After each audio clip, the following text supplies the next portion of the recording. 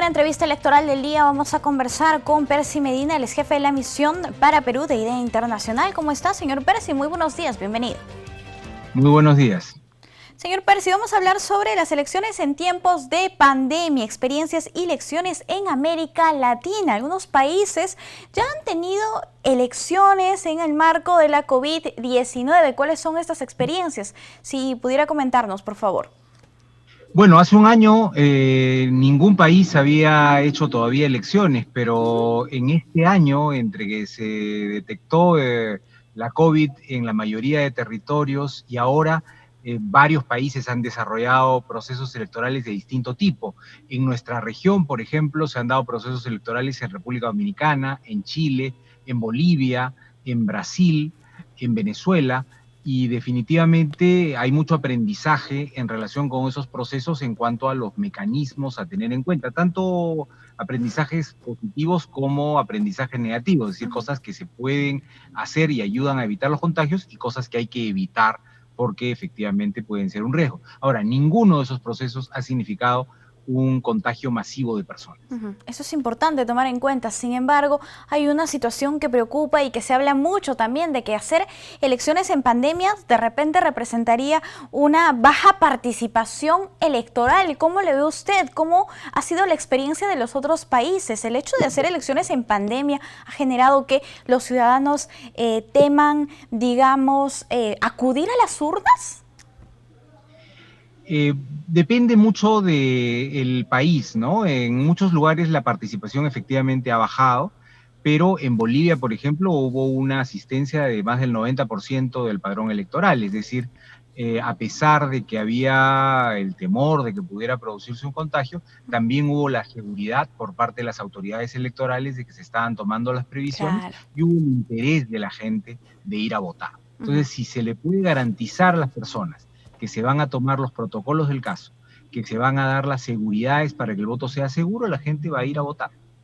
Bien, ahora, si vemos un poco los protocolos que usted indica, ¿cuáles son esas medidas que se han tomado en los otros países? ¿Son similares a las que está analizando o realizando la OMPE para el 11 de abril o tiene, digamos, mayores precisiones? No, efectivamente, la OMPE ha aprendido muchísimo de los procesos electorales, ha tenido la oportunidad de ver directamente varios de ellos. Algunos se han dado muy cerca del Perú, ¿no? El caso de Bolivia en octubre del año pasado, de Chile, que realizó un plebiscito, y ha habido también elecciones de otro nivel, subnacionales en Brasil, en Uruguay. Entonces, creo que a partir de ese aprendizaje, la OMPE ha establecido los criterios básicos, lugares ventilados, distancia entre los electores y los miembros de mesa y entre los propios electores, que no haya un tráfico de materiales entre los miembros de mesa y los electores, que haya desinfección de manos al ingreso y a la salida del local de votación. Son cosas bastante sencillas que ya son parte de los aprendizajes.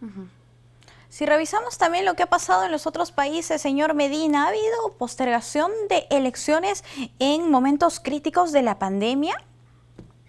En la primera parte de la pandemia se postergaron prácticamente todos los procesos electorales.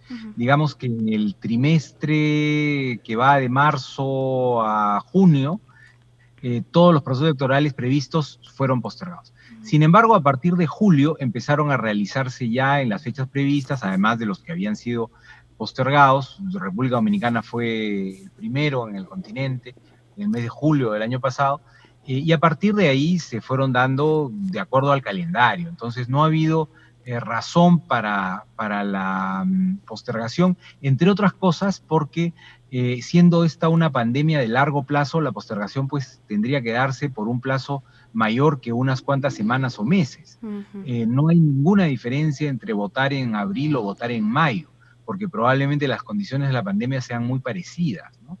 Nadie puede prever tampoco en qué situación vamos a estar en el mes de mayo, así que lo más sensato es tener, ojalá que no se produzca ningún evento inesperado, pero tener las elecciones como está previsto en el mes de abril, ¿no? Claro, porque ¿cuáles son las implicancias de postergar unas elecciones? ¿Cómo afecta a la democracia del país, por así decirlo, señor Medina? Bueno, en la democracia no hay muchas certezas, pero una de las certezas que hay que tratar de mantener es la periodicidad de los procesos electorales. Y en el Perú, como en la mayoría de los países cercanos, las elecciones son de calendario fijo y están en muchos casos incluso fijadas a nivel constitucional. Entonces, el cumplir con la periodicidad en la fecha que establece la ley es una manera, digamos, de garantizar el proceso democrático. Cambiarlo sin necesidad o, digamos, con una necesidad débil puede generar suspicacias y puede generar problemas a la democracia que creo que nadie quiere. Bien, ahora si hacemos una reflexión final en esta entrevista y revisamos lo que ha pasado en otros países de Latinoamérica respecto a sus elecciones. ¿Es seguro o no es seguro hacer elecciones en pandemia y qué tan exitoso sería un proceso electoral? Puede ser seguro si se toman las previsiones del caso. Si se hacen las cosas de manera descuidada e irresponsable, por supuesto que puede ser muy complicado, pero tanto la OMPE, que está a cargo de la organización del proceso, como el jurado, que está a cargo de la fiscalización de la legalidad del proceso, están tomando las previsiones del caso y garantizando que podamos ir a votar sin ningún problema el 11 de abril. Se trata de tener espacios ventilados y la OMPE ha previsto un incremento de los locales de votación en más de un 50%, de tener distancia social, y el hecho de tener más locales permite justamente el que ésta exista, que no haya aglomeraciones. Se ha ampliado el horario de votación también en un 50%, antes votábamos a lo largo de 8 horas, ahora votaremos a lo largo de 12 horas. Y se está previendo además una votación escalonada, es decir, que las personas mayores y con algún tipo de comorbilidad puedan votar en las primeras horas y luego a lo largo del día de acuerdo con el último dígito del DNI. Entonces, ¿eso qué es lo que garantiza? Garantiza que haya una menor presión en las horas punta. Claro. Muchas veces en elecciones anteriores hemos tenido a todo el mundo agolpado en los locales de votación en las horas puntas, que son alrededor de las 10, 11 de la mañana.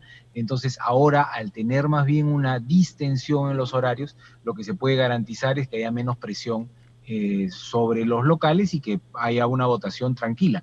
Todos nosotros vamos a los supermercados a comprar o lo que fuera, y eso sin ninguna consecuencia grave. En el caso de un local de votación puede ser exactamente lo mismo e incluso mejor, porque los locales estarán más ventilados al tener espacios al aire libre. Además, la cantidad de locales que se ha previsto para elección, que es histórica, que no se había visto anteriormente, que son más de 12.000 locales que ha previsto OMPE para las elecciones generales del 2021. Ahora, entonces, de manera general, señor Pérez, si podemos decir que como peruanos, como sistema electoral, aprendimos de las experiencias que han pasado ya otros países de América Latina y también del mundo, pero también cabe resaltar, señor Medina, que nosotros hemos celebrado elecciones internas y no han representado, digamos, un foco de contagio, por así decirlo. Efectivamente, han sido elecciones internas presenciales. Es verdad que el número de participantes ha sido muchísimo menor, pero eso sumado a otros aprendizajes, creo que permite decir que vamos a poder tener elecciones sin ningún contratiempo. El mensaje está clarísimo. Señor Percy, muchísimas gracias por acompañarnos aquí en JN Noticias. Un gusto. Bien, amigos, nosotros tenemos que hacer una brevísima pausa. Volvemos.